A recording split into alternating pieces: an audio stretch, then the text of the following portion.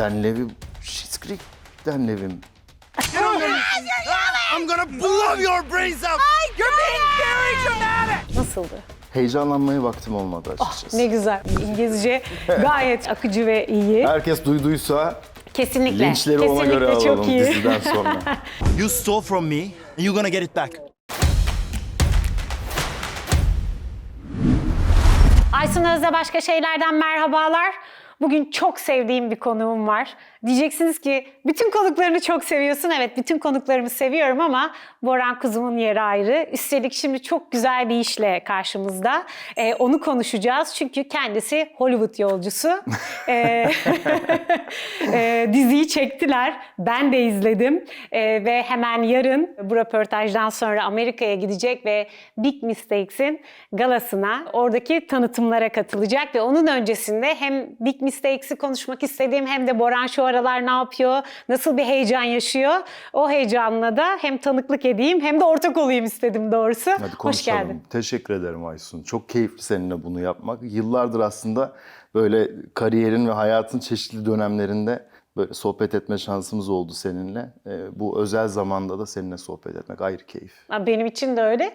Dedim ya hani bunu ortak olmak, buna tanıklık etmek çünkü yani ülkemizdeki zaten hani sizler dünyada ünlü oyuncularsınız. Bu bir gerçek. Yani senin oradaki yani Netflix'in Big Mistakes dizisinde oynaman ki bu bir Türk yapımı değil. Amerika'da çekiliyor. Orada yapılan bir yapım. Global'in yaptığı bir iş. Orada oynaman çok şaşırtıcı bir şey değil elbette. Çünkü zaten Türkiye'de yaptığın işlerle de dünyada ses getirmiş bir oyuncu ve takip edilen bir oyuncusun. Ama tabii başka bir ülkenin yapımı olunca, özellikle Amerika'da bir yapım olunca hepimiz daha bir gururlanıyoruz. Çünkü orada farklı bir atmosfer var, farklı bir dinamik var. O yüzden Big Mistakes'i izlerken çok büyük gururla izledim seni. Teşekkür ederim. Ve bunun arkasının da geleceğini düşünüyorum. Bunu baştan söyleyeyim.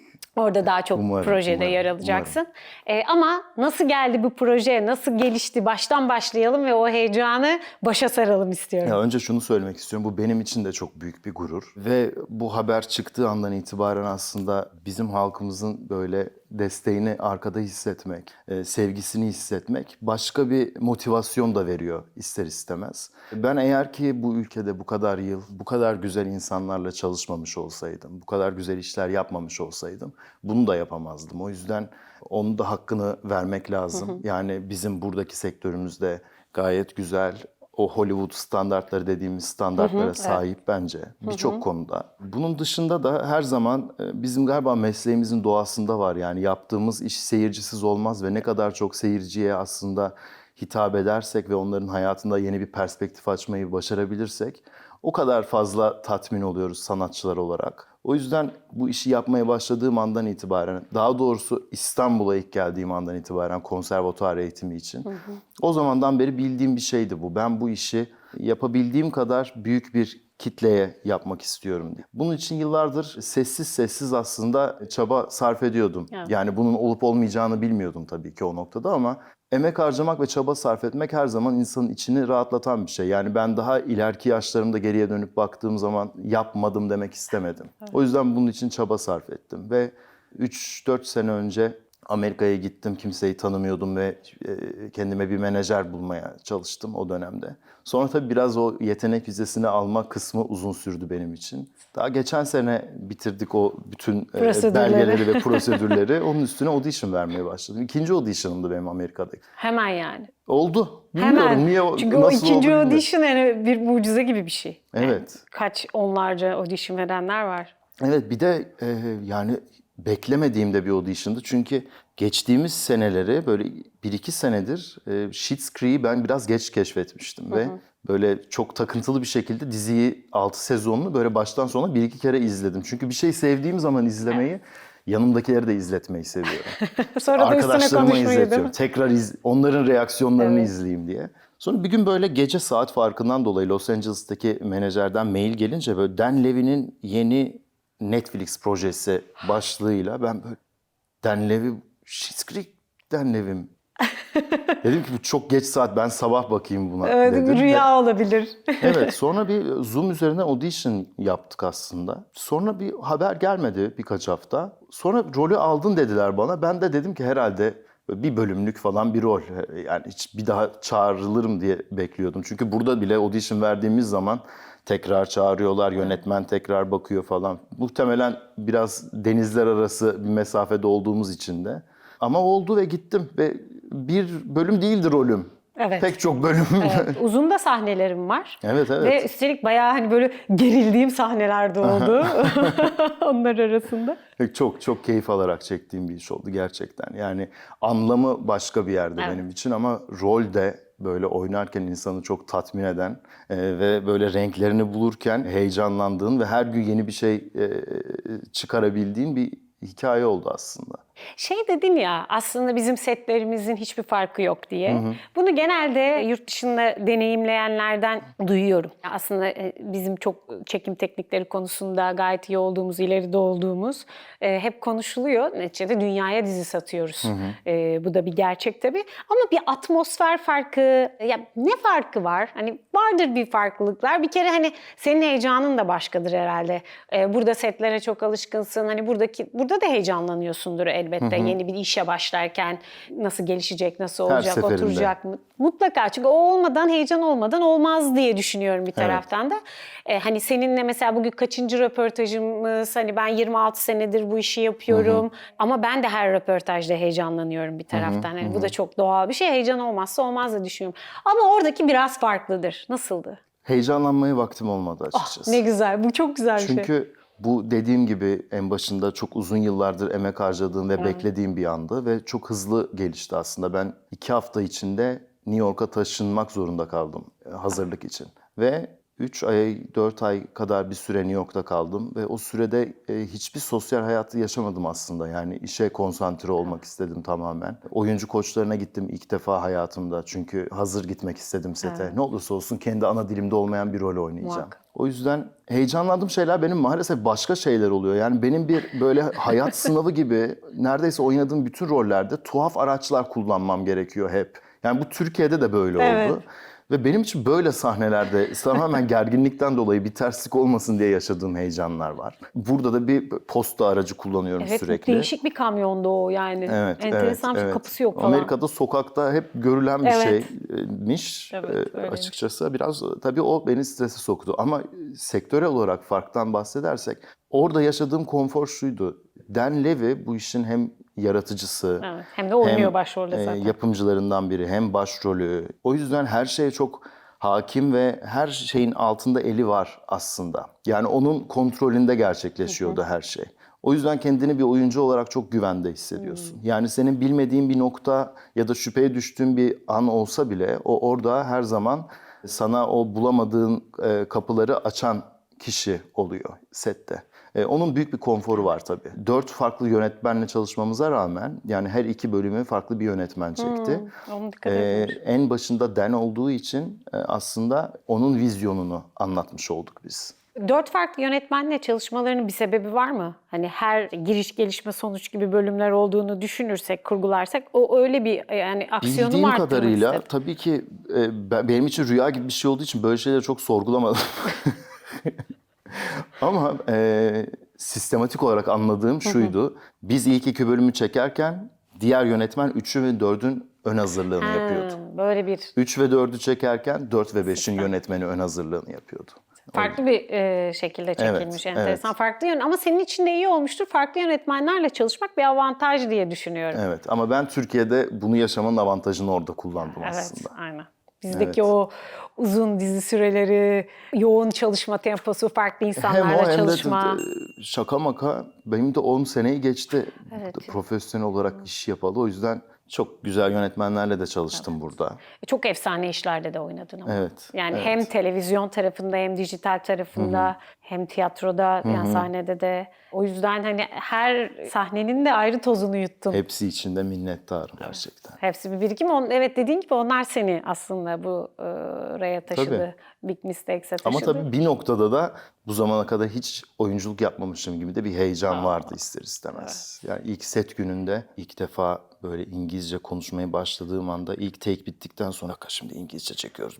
Doğru mu söyledim, yanlış mı söyledim, nasıl olacak, ne yapacağız, ne edeceğiz? Ve onun stresleri vardı tabii ister istemez. Ya onu özellikle sormak istiyorum. Çünkü bizim ülkemizde yabancı dili bizim hani ana dilimiz gibi konuşmamız isteniyor. Öyle bekleniyor. Oysa yani Fransız da aksanlı konuşuyor, İtalyan da aksanlı konuşuyor. Amerika'da bile kendi içlerinde aksanlar var doğal olarak. Çok normal bizim bir Türk gibi İngilizce konuşmamız ama bu çok eleştirilir, linç edilirsin. Gurur duyulması gereken bir şey değil mi? Oradan Yani bakılmıyor. Türk aksanıyla biz İngilizce konuşuyoruz orada. Yani karakter Türk oldu. Aslında Bir de başka bir milliyetti karakter. Aynen. Ona geleceğim. O çok önemli. Bir kere Türk aksanıyla İngilizce konuştuğunu düşünmüyorum dizide bu arada. Yani orada gayet uzun yıllar evet bir Türkü oynuyorsun ama uzun yıllardır oradaymış gibi ya da iyi İngilizce bilen bir Türk gibisin. Hani onu bir kere söyleyeyim. İngilizce gayet akıcı ve iyi. Herkes duyduysa Kesinlikle. linçleri ona Kesinlikle göre çok alalım iyi. diziden sonra. Tabii şeyi de sormak istiyorum özellikle. Dan Levy ile çalışmak. Çünkü Dan Levy deyince dediğin gibi hem yaratıcısı hem başrolde oynuyor hem yapımcı. Tabii pek çok şeyi var. Ve önemli biri Amerika'da Dan Levy. Tüm bu titirleri altında önemli bir. Pek çok ödüle de aday gösterildi. Evet. Pek çok ödülü de var. Dizide de çok enteresan bir karakter oynuyor. Çok komik bir taraftan. Bir pederi canlandırıyor. Tabii orada herhalde biraz önce de dedin ya hani benim kendimi güvende hissetmemi sağladı diye. Hem başrol oyuncusu olması hem yapımcı olması. Bunların hepsi farklı bir şey katıyordur. Onunla çalışmak nasıldı? Galiba oradaki en hani bizim de tanıdığımız en ünlülerden bir tanesi olduğu için özellikle de ve hani tüm bu sebeplerden dolayı bunu soruyorum. Yani şöyle bir şey söyleyeyim. Şimdi bu titirlerin hepsine sahip olan bir sanatçı aslında zor da olabilir düşündüğünüz zaman. Evet. Kendini her şeyin merkezine de koymak isteyebilirdi. Evet. Normal şartlarda. Ben Ama yarattım o bu diziyi. bunu hiçbir zaman hissettirmedi. Ne bana ne kimseye ve aksine böyle o kurgu yaparken dizinin çünkü biz çekimleri bitirdik aylar önce. O kurgu masasından da bir gün olsun kalkmadı yani. O orada da çalışmaya devam etti. O zaman bile böyle çok motive edici, güzel kurgu odasından mesajlar attı. Hem bana hem diğer oyuncu arkadaşlarımıza işte çok iyisin bu işte. Gurur duyuyoruz seninle şöyle böyle. Yani o aslında ekibini de parlatmak isteyen ve onlara da bu şansı tanıyan çok yüce gönüllü bir adammış. Ben de onun o yönünü tanımış oldum aslında bu işle beraber. Evet. Tabii orada bir aile var. Bir ailenin başına gelen enteresan olaylar ve büyük hatalar sonucu gelişen. Hem orada bir ailenin içerisindesin hem de yani bunu böyle romantize etmek istemiyorum ama çıkardığım şey de bu anlattıklarımdan. Hem de özellikle o Dan Levy'nin tarzından dolayı da onun sarıp sarmalamasından dolayı da kendini bir ailenin içindeymiş gibi hissetmişsin diye Boran düşündüm. olarak. Boran olarak da. Evet. Yani kesinlikle öyle. Ne olursa olsun o şey duygusunu yaşıyor insan. Ben ki çok seyahat eden, zaman zaman başka şehirlerde yaşamayı deneyimleyen biriyim. Ama bu böyle iş için gitme duygusunu ilk defa yaşıyorum ve o gurbet dediğimiz duygu ister istemez oluyor özellikle çok uzun bir mesafedeyken. Gerçekten onların o varlığını ve desteklerini çok hissettim orada. Yani kamera arkasında da çok fazla isim var benim için böyle çok değerli olan, ilk okuma provasından itibaren çok destek olan ve yanımda olan. O yüzden unutamadığım bir andır mesela. Doğum günümde setteydim ve böyle hiçbir beklentim de yoktu. Hiç bildiklerini de bilmiyordum doğum günümü. Sete vardığım zaman bir Yusuf'un burada bir dövmesi var. Yılan. Evet. Bütün set ekibi o dövmeyi yapmış boynuna. Ne kadar güzel. Ve böyle herkesin o sevgisini hissettim. Herkes yanımda oldu. Beni böyle uzak hissettirmediler. Aksine orayı benim evim gibi hissettirdiler.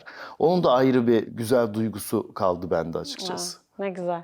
Ama tabii o senin verdiğin enerji de. Çünkü sen çok naif, çok centilmen, Teşekkür enerjisi ederim. müthiş pozitif Teşekkür ederim. birisin. Dolayısıyla sen de onlara öyle bir enerji verdiğin için onlar da sana eminim öyle yaklaştı. Yani orada bir enerji ve sinerji doğmuş aranızda ne kadar güzel. İlk işinde böyle bir tecrübe yaşaman, yani kötüsü de olabilirdi. Daha bambaşka şeyler de yaşayabilirdin. Evet, O kadar evet, iyi evet, anlaşamayı, evet. daha Çok şükür. gergin bir set olabilirdi. Ama ne kadar güzel ki o da yansımış, çok iyi bir performans veriyorsun. Sevdiniz mi? Evet, çok sevdim. Biraz böyle yine Netflix dizisi Ozark Ozark'ın hikayesine benzeyen yani çok normal sıradan bir aile birden kendini organize suç ekibinin içinde buluyor. Ve olaylar gelişiyor ama bu komediyle gelişiyor. O yüzden Evet. çok güzel okuyor. Tüm bölümleri üst üste izledim. Hiç sıkılmadan izledim. Gecenin bir vaktine kadar hatta sabaha Çok kadar. sevindim. Ya daha Çok yeni bitirdim sevindim. birkaç saat önce yani. Çok da böyle dediğim gibi gurur duyarak izledim. Çok teşekkür Ve ederim. hep arka planını da merak ederek izledim. Çünkü sen orada bir türkü canlandırıyorsun. Hayaller için aslında Evet. Amerika'ya gitmiş ve kendini başka bir dünyada bulmuş bir genç Yusuf. Evet. Burada da aslında bence bu hikayede yani Big Mistakes'in genelinde bütün karakterlere baktığınız zaman milliyetin çok fazla bir değişken etkisi yok Evet. hikayede. Yani herkes olabilir o. Oradaki şey de güzel. Tabii ki kim olduğun, hangi milletten olduğun çok önemli değil ama o karakterlerin kendi geldikleri yerler üzerinden de güzel kurgulanan bir Evet, hikaye var. evet. İşte sen İstanbul'dan bahsediyorsun, İstanbul'daki kız arkadaşından bahsediyorsun. Hatta bir yerde onu da hangi parça olduğunu unutmayayım diye hemen kimin şarkısıymış neymiş çünkü ben Evet. çok rap bilmediğim için Evet. hemen screenshot aldım kendime bu hangi şarkıymış diye hemen bakıyorum. O şarkı bayağı oradaki Amerika'daki müzik süpervizörlerinin Onlar mı buldu kendilerinin onu? bulduğu bir şarkı. Yani çok güzel olmuş o sahneye ve ben o şarkıyı sahneyi izledikten sonra dinlemeye başladım açıkçası. Ben de Evet çok bilmiyordum. güzeldi. Rest gönder gelsin Ramiz. Evet. Gönder gönder gelsin. Düşman gönder gelsin. Gönder gönder gelsin. Düşman gönder gelsin. Çok rap dinlemediğim için bilmiyorum ama çok güzel olmuş. Cuk oturmuş sahneye. evet. Kendileri buldu. Ben dedim acaba Kendileri Boran mı buldular. önerdi? Kendileri buldular. Çok iyi. Çok iyi oldu o sahneye. Aslında böylece hani Türkiye'den bir oyuncu seçmeleriyle birlikte, seni seçmeleriyle birlikte, senin orada yer almanla birlikte Türk müziği de girmiş oldu devreye. Evet. Ya ne güzel böyle şeylere ben vesile olduğum gibi büyük bir şey söylemek istemiyorum ama çok fazla yetenekli sanatçımız var bu coğrafyada. Ve farkındalık seviyesi de çok yüksek bir sanatçı topluluğu bu. Halkımız da öyle bence. Biz farkında yetişen bir milletiz. O yüzden umarım daha nice sanatçıların böyle önü açılır ve kendini dünya platformunda göstermeye başlarlar.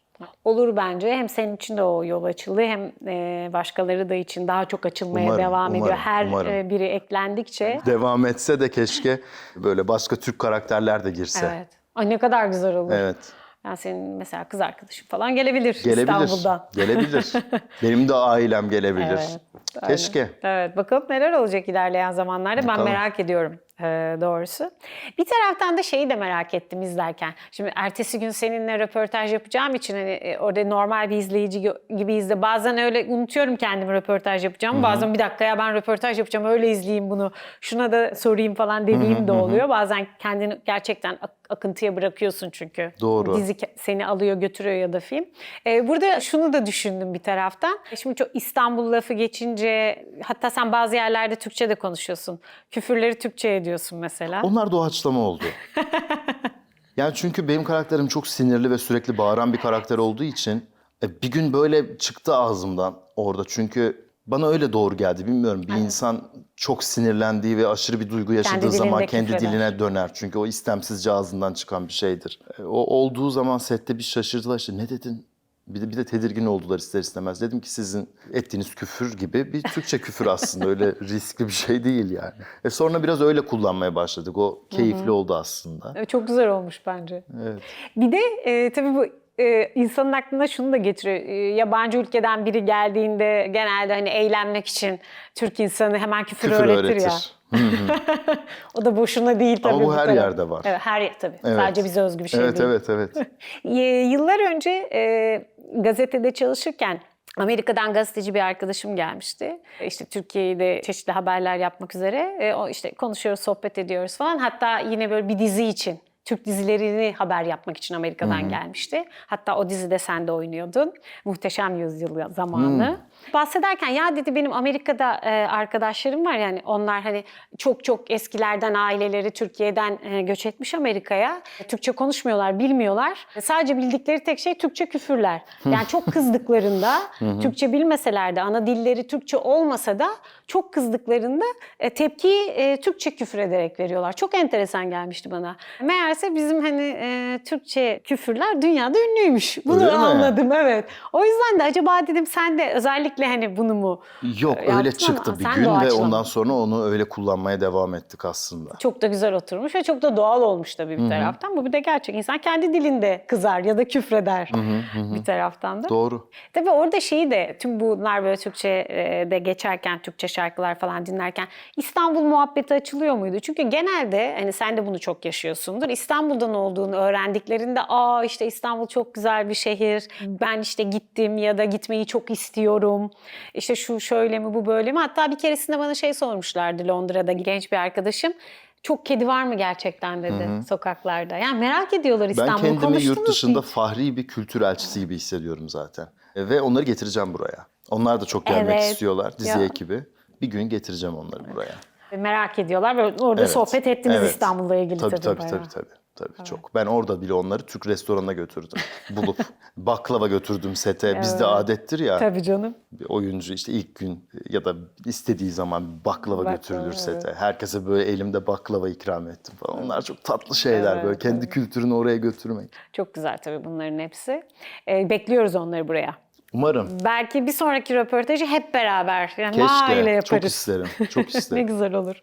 Çok güzel senin böyle ailelere girmen bir taraftan da Teşekkür oralarda var olman. Tabii şimdi evet bu dizi çok güzel oldu. Herkes keyifle izleyecek. Türkiye'de de sen olduğundan dolayı daha da çok izlenecek. Yani normalde de izlenecek bir dizi ama sen olduğun için ayrı bir keyifle ve heyecanla izleyecek Türk Umarım izleyicisi. sever herkes. Çok seveceklerine eminim. Çünkü çok dizi izliyoruz tabii biz bir taraftan. İş için de izliyoruz. Keyif için çok dizi izleme zamanımız olmuyor. Ama mesela ben bu diziyi keyif için de izlerdim.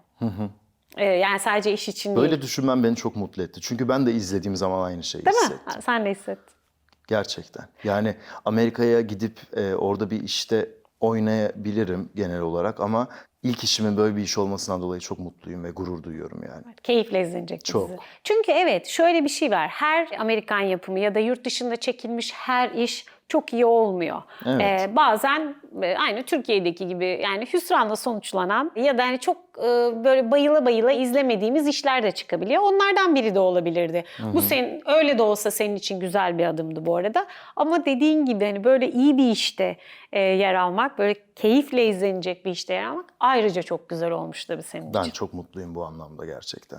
Nicelerine inşallah. Umarım. Bu Umarım röportajları daha çok yapıyoruz. yeteneğimize nasip olsun İnşallah, bu arada gerçekten. İnşallah. Tabii hepsi birbirini çeker bu arada. Orada bir nasıl ki Türk dizilerinin biri ikisi iş yapınca sonra burada bir market oluştu ve tüm dünyanın gözü buraya Ben döndü. de buna böyle inanıyorum. Bir oyuncu arkadaşım burada Türkiye'de bana tebrik ederken bunu söyledi. Sen bunu hepimiz için yapmışsın gibi hissediyorum. Ve hani sen bunu yaptığın için belki bir gün ben de yapabileceğim Evet. diye. Ben bunu hiç böyle düşünmemiştim ama o öyle söyledikten sonra umarım vesile olur bir şeylere bu. Evet, Çünkü inşallah. hiç de zor değil. Biz burada çok bence bunun alıştırmasını yaptık zaten. Ve o standartlarda oyuncularımız ve tekniğimiz var burada açıkçası. Bir de daha zor şartlarda çalışıyorsunuz Doğru. aslında. Evet. Ben Yani orada hayatımda ilk defa hafta sonu yaşadım. Yani Ya. böyle bir farkı var mesela Evet. yani. Hafta sonu çalışmıyorlar ve ben ilk defa bunu Nasıl yaşadım. yani demişsin Evet. Ya ben hatırlıyorum 25 yaşındayken, 24-25 yaşındayken ve Vatanım Sensin çekiyorduk o zaman.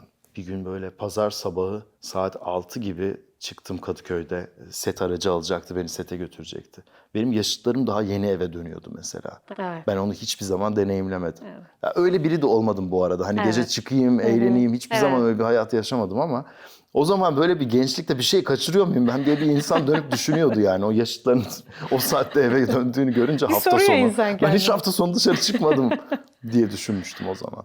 ama bak karşılığını alıyorsun şimdi. Evet çok şükür. Sonuçta o zaman çektiklerin şimdi başka türlü sana karşına hediye olarak çıkıyor, Evet, fırsatlar evet, olarak evet, çıkıyor. evet. Boşuna da olmuyor bunların hiçbiri.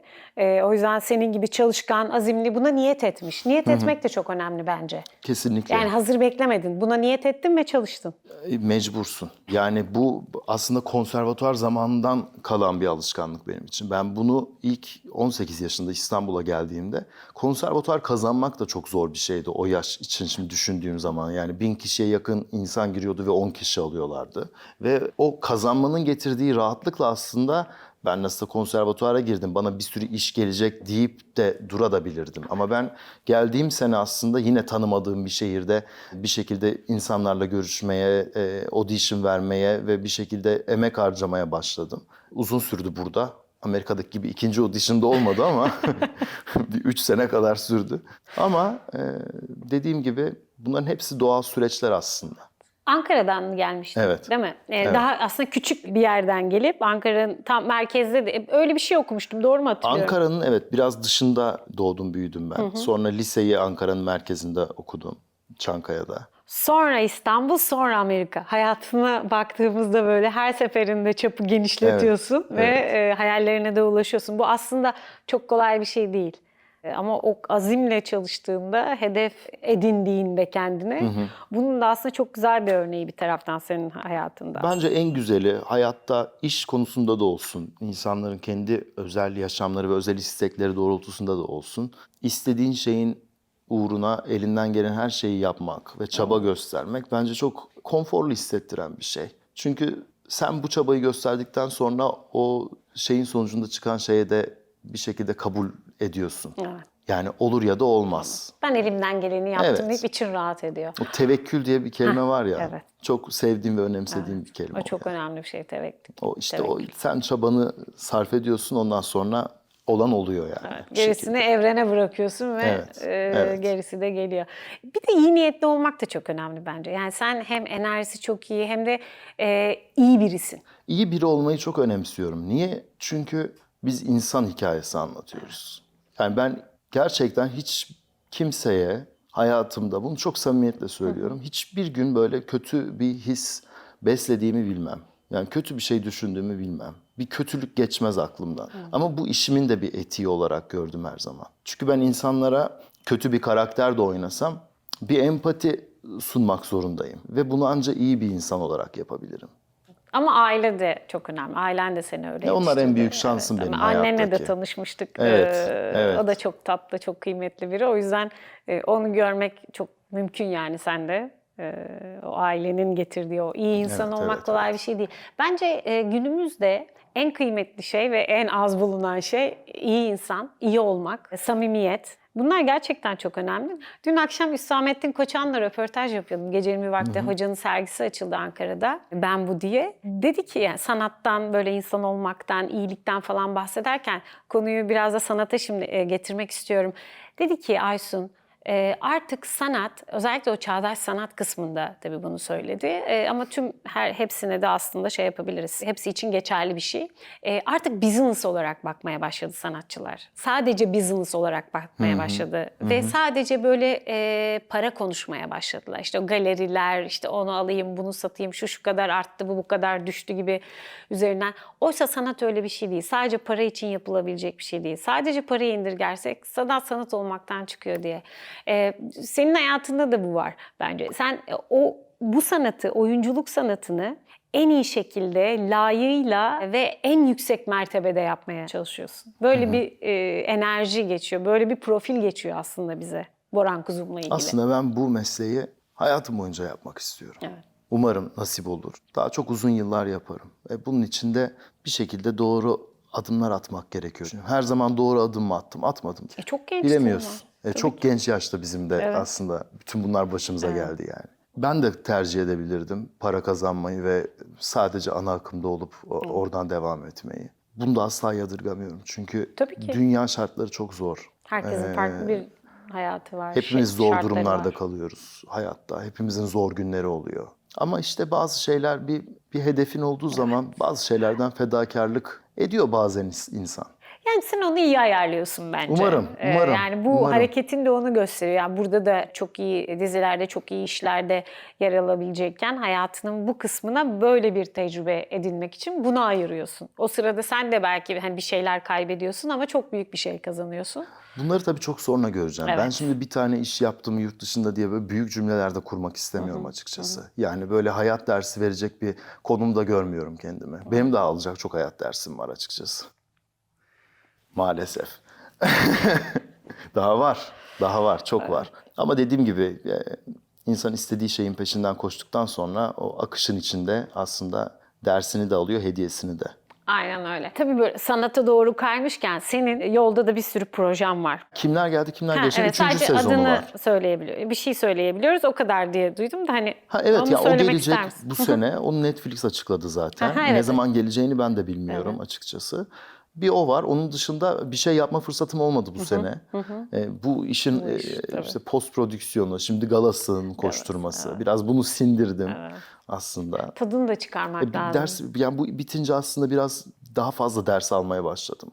Biraz daha aksan dersi aldım ki daha işte başka bir şey olursa daha Evet. alternatif bir yerde de durabileyim diye. Öyle geçti bu sene aslında. Evet. Ama ne kadar güzel. Aksan dersleri alıyorsun. Orada oyuncu koçuyla çalışıyorsun. Hani burada buna ihtiyacın yok ama orada başka bir sistem ve başka bir dilde konuşuyorsun. Hani her Burada şey da var başka. Aysun Hanım biliyor musunuz? Çünkü öğrenmenin sonu yok. Bence de öyle. Yok. Yani her zaman güncellenen bir şey bu. Yani biz mesela Stanislavski temelinde bir eğitim aldık konservatuvarda ama sonra bir sürü teknik çıktı. Yani onları seversin sevmezsin ama her teknikten de öğrenecek bir şey var. Ben o yüzden hiçbir zaman böyle bir tekniğe sabit kalıp da oradan devam etmek yerine hepsinden bir şeyler öğrenip aslında kendime uyan şeyleri alıp yoluma devam etmeyi önemsedim. O yüzden öğrenmenin sonu yok nerede olursak olalım.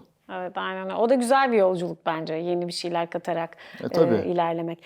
Tiyatro da seviyorsun, onu biliyorum. Çok seviyorum. seviyorsun Çok hatta. seviyorum. Var mı kafanda projeler? Yani belki şu anda ona zaman ayırmak çok zor olabilir ama hani şöyle bir şey olsa oynamak isterim dediğin. Çok fazla var. Ben tiyatro çıkışlıyım ne olursa olsun. Ben öncelikle klasikleri oynamak isterim açıkçası. Bugünün perspektifinden o klasikleri oynamak isterim. Çok fazla var oynamak istediğim. Çehov'undan Shakespeare'ine, Arthur Miller'ından bir sürü şeye kadar. Çok istiyorum ama işte o benim tamamen burada kalmamı gerektireceği için bu kadar yıl bunu anlatmaya çalıştım. Aslında insanlar anlamadılar. Ya bunun için uğraşıyordum. O yüzden burada sabit kalamadım. Evet. Ama bir gün yapacağım. Çünkü çok özledim. Her oyuna gittiğinde böyle içinden geçiyordur eminim. Geçmez olur mu? Bazen gözlerim doluyor tiyatroya gittiğimde. En son Burada bir da- oyun izledim mesela. Ne izledin Çok en özür son? dilerim böldüğüm için.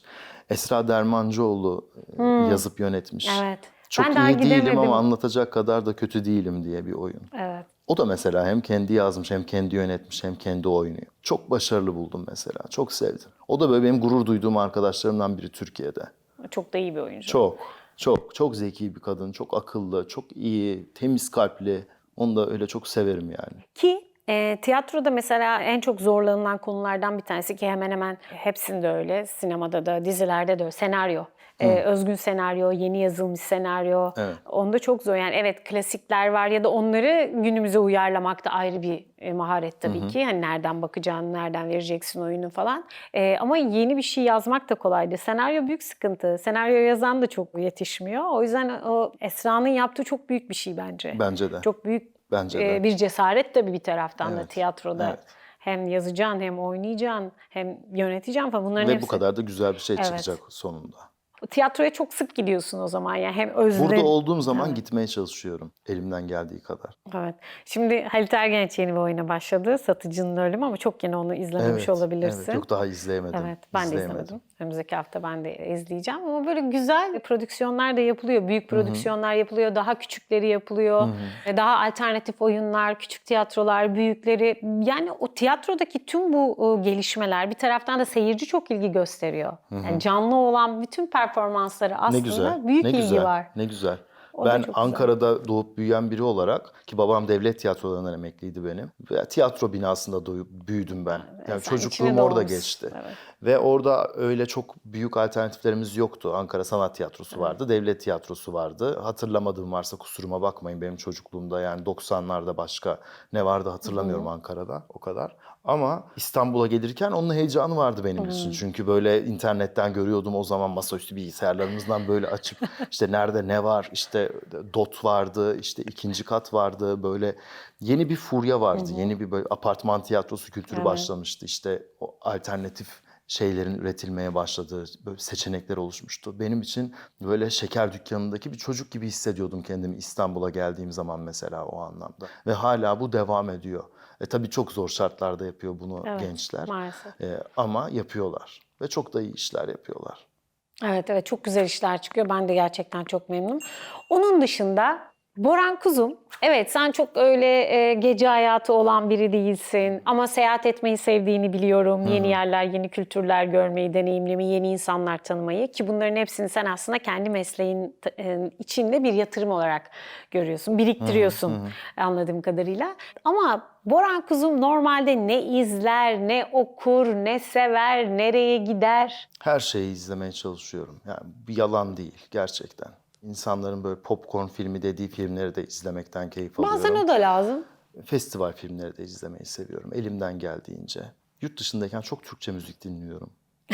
Özlem, gurbet. Gerçekten. Çok fazla burada yine Türk sanatçı keşfettim. Nereye giderim? İstanbul'da bir şey yapmıyorum açıkçası çok fazla. Biraz Buraya da zor geldikçe tabii. çünkü yakın arkadaşlarımı özlediğim için genelde böyle birbirimizin evine gidip ya da bir yürüyüş yapıp vakit geçiriyoruz. Ya da işte dediğim gibi gidemediğim oyunlar varsa Evet. arkadaşlarımın onları izlemeye gidiyorum. Onun dışında benim sakin bir hayatım var açıkçası. Yani öyle şaşalı ve büyük yaşayan biri değilim yani. Evet evet, o sakin, yani kendin de öyle dingin birisin zaten, hani böyle enerjik bir tarafın var ama hani o böyle bir dingin bir tarafın da var, o hayat tarzından da zaten anlaşılıyor. Big Mistakes'le aslında bir hayalini gerçekleştirdin. Hani başladığımız yere dönersek röportajın sonunda bir hayalini gerçekleştirdin ve orada hani ben inanıyorum ki daha da çok gerçekleştireceksin. Orada yol yürüyeceksin. Umarım, Çünkü umarım, çok güzel umarım. bir Teşekkür başlangıç ederim. yaptın. Hani bunu hani seni çok seven, takip eden bir arkadaşın ya da bir hayranın olarak söylemiyorum. Bunu gerçekten çok objektif olarak bakıyorum ve Teşekkür ederim. söylüyorum. Orada daha iyi işler, daha büyük işler yapacağını düşünüyorum ve bu yol sana açıldı ve dediğin gibi aslında o arkadaşının da dediği gibi her biriniz de birbirinize yol açıyorsunuz orada bulunarak. Bu da bir Kesinlikle. gerçek. Ama başka ne hayalim var? Şimdi bir tanesi gerçekleşti. Bundan sonra hayallerin ne olacak? Ne yapmak istiyorsun? Nerede olmak istiyorsun? Galiba hayalleri hep böyle laf olsun diye söylemek istemiyorum ama hayalleri hep hedef olarak gördüm. Hayal demedim ki hayal kurmak çok güzel bir şey. Evet. Kesinlikle. Ama öyle büyük hayaller kuran biri değilim. Gerçekten değilim. Hedeflerim var. Daha iyi bir oyuncu olmak istiyorum. Daha fazla kendimi geliştirmek istiyorum. Hep kendime yetersiz geliyorum. Ne olursa olsun. Bu hayal diyebileceğim bir şey açıkçası. Ve böyle hep ilk yıllardan beri söylediğim bir şeydi yani. Özgün biri olmak istiyorum. Özgün bir oyuncu olayım. Yani kendi yolumu çizeyim. Bu en büyük hayalim. Daha ne olsun, çok güzel hayaller bence ve bu zaten seni hiç beklemediğin hayallere de götürecek bir hedef. Umarım. Hayal. Çok teşekkürler Ben Boran. teşekkür ederim. Gitmeden Bu sohbeti Amerika'ya. seninle yapmak çok keyifli benim için. Çok teşekkür Benim için de ederim. öyle. Ya buna tanıklık ettiğim için, ortak olduğum için bu heyecana çok mutluyum gerçekten. Bundan sonra da inşallah genelde şöyle olur. İnşallah uğur getirirsin diye böyle dizi röportajları ya da film röportajları yapıyoruz. Sonra ya getirdin diyen de çok oluyor. Sonra Getirirsin. bana da bu motivasyon oluyor. Getirirsin. Ben inanmaya Yıllardır başlıyorum. getirdin hep. Çok teşekkür ederim. Çok sağ ol, çok sağ teşekkür ol. ederim. Yolun açık olsun. Teşekkür ederim. Daha dediğim gibi çok güzel şeyler olacak hayatında. Bu sadece bir tanesi. Daha nice röportajlarda da böyle güzel heyecanlarla da buluşuruz inşallah. İnşallah. Çok Teşekkür teşekkürler. ederim. Çok sağ ol.